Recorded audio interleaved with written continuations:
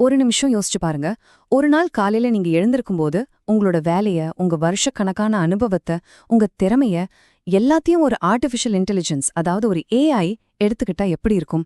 இது ஏதோ science fiction கதை இல்ல. இது நாம சந்திக்க போற ஒரு நிஜம்.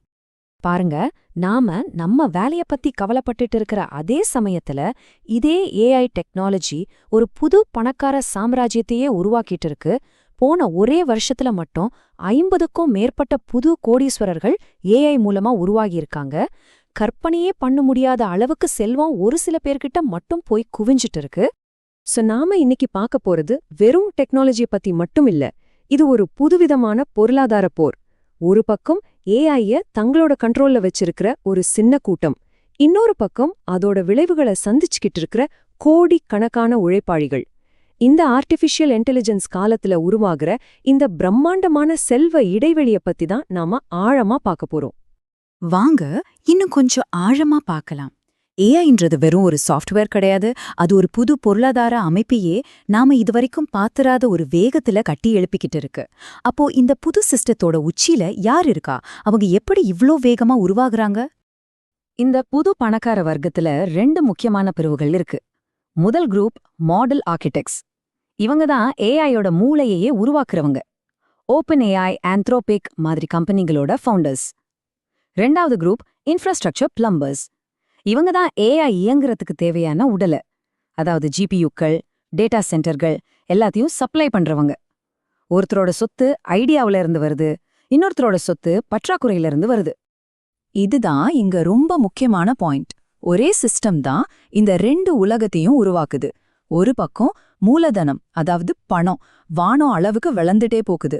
ஆனா அதே சமயம் இன்னொரு பக்கம் மனுஷ உழைப்போட மதிப்பு சரிஞ்சுகிட்டே வருது. வாங்க இந்த 2 உலகத்தையும் தனித்தனியா பாப்போம். முதல்ல பணத்தோட கோபுரத்தை பாருங்க. இந்த நம்பர்ஸ் எல்லாம் உண்மையிலே தலை சுற்ற வைக்குது.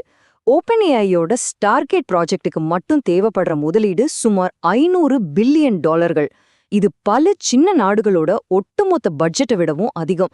இந்த பணம் எல்லாமே ஏஐ பிரமிடோட உச்சிக்கு தான் போய் சேருது. ஆனா 2வது கோபுரம் அது களத்துல நிஜ உலகத்துல இருக்கு.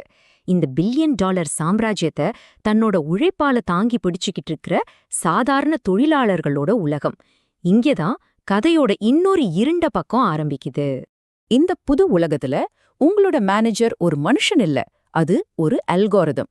நீங்க வேலை செய்யற ஒவ்வொரு நொடியும் அது கண்காணிக்குது, உங்களை எடை போடுது. அந்த கண்ணுக்கு தெரியாத முதலாளியோட பார்வை எப்பவும் உங்க மேல இருந்துகிட்டே இருக்கும். இதுக்கு டெக்னிக்கலா பேரு தான் அல்கோரிதமிக் மேனேஜ்மெண்ட். சிம்பிளா சொல்லணும்னா, ஒரு ஹியூமன் மேனேஜர் என்னெல்லாம் வேலை செய்வாரோ, அதாவது வழிகாட்டுறது, கண்காணிக்கிறது, வேலைய மதிப்பீடு செய்யறது, இது எல்லாத்தையும் ஒரு சாஃப்ட்வேர் ஆட்டோமேட்டிக்கா செய்யும். சுருக்கமா சொன்னா, உங்க பாஸ் ஒரு சாஃப்ட்வேர்.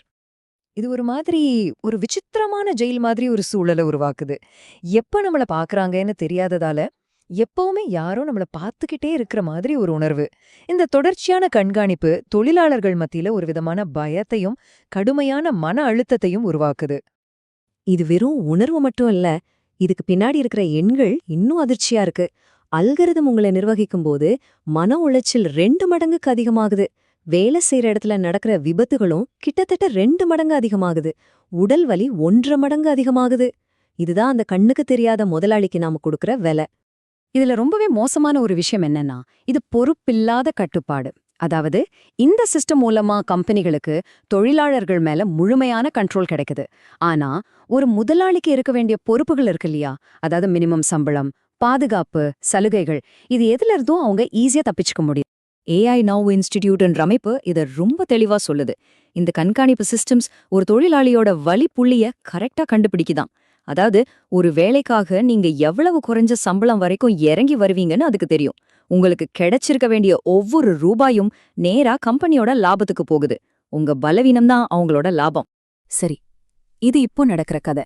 அப்போ எதிர்காலம் எப்படி இருக்கும்? ஒரு 2035ல இந்த உலகம் எப்படி மாறி இருக்கும்? ஏஐ கொண்டு வர்ற இந்த வளர்ச்சி உண்மையிலேயே யாருக்காக இருக்க போகுது? முதல்ல நல்ல விஷயத்த பாத்துருவோம். கணிப்புகள் என்ன சொல்லுதுன்னா, 2035க்குள்ள ஏஐ நம்ம ஒட்டுமொத்த பொருளாதாரத்தோட உற்பத்தி திறனை 1.5% அதிகப்படுத்தும்னு எதிர்பார்க்கப்படுது. அதாவது நம்ம பொருளாதாரம் இன்னும் பெருசாகும், இன்னும் திறமையா செயல்படும். கேட்க நல்லா இருக்குல்ல? ஆனா அதே கணிப்புகள் இன்னொரு அதிர்ச்சியான உண்மையும் சொல்லுது. ஏஐனால செல்வ ஏற்றத்தாழ்வு, அதாவது பணக்காரங்களுக்கும் மத்தவங்களுக்கும் இருக்கிற இடைவெளி 7.18 புள்ளிகள் அதிகரிக்கும். இதனோட அர்த்தம் என்னன்னா, அந்த பொருளாதார வளர்ச்சி எல்லாருக்கும் சமமா போகாது. அது ஏற்கனவே உச்சியில இருக்கிறவங்க கிட்ட தான் இன்னும் அதிகமா போய் குவியும். நாம இப்போ ரொம்ப முக்கியமான ஒரு காலகட்டத்துல நிக்கிறோம்.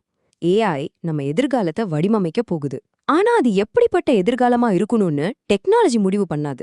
அத நாம தான் முடிவு பண்ணணும். இது மனித குலத்தோட தேர்வு.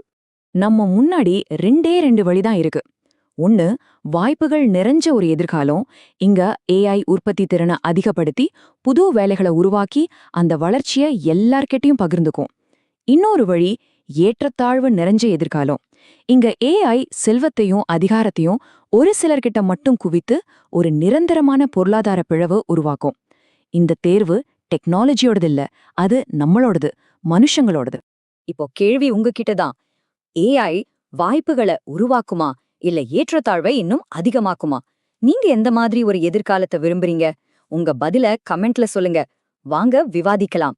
நம்ம எதிர்காலத்தை தீர்மானிக்கிற இது மாதிரியான முக்கியமான விஷயங்களை பத்தி தெரிஞ்சுக்க எங்க சேனலுக்கு சப்ஸ்கிரைப் பண்ணுங்க. ஒண்ணு மட்டும் ஞாபகம் வச்சுக்கோங்க, எதிர்காலம் தானா உருவாகறதில்ல, அது நம்மால உருவாக்கப்படுறது.